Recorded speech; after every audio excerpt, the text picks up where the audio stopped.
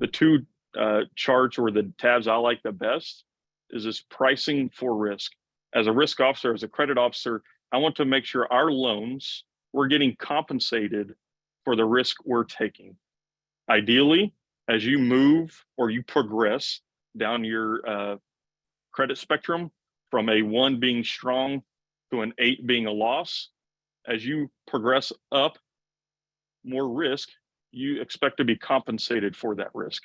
So what this tool does is it takes all the data and it will highlight areas where you're not getting compensated for risk.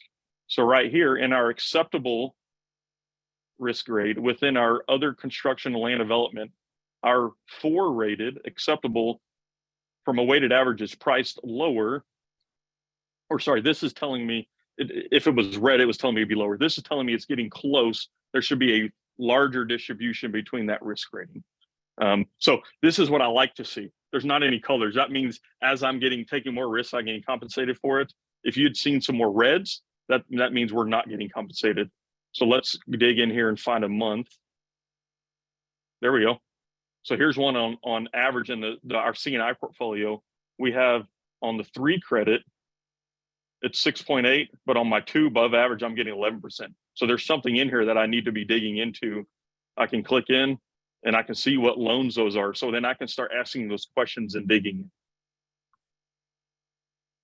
The next one, and then I'm going to kick it over to you, David, is the vintage. And this is unique for our institution. As I mentioned, our story, we went from 50 million to 450 million in roughly 3 to 4 years. You're going to see our vintage from a year perspective is going to be concentrated in our growth. The bank was acquired by new investors in 22. We're adding infrastructure, we're adding people, processes in place. We start to scale in 21. We really scale in 22.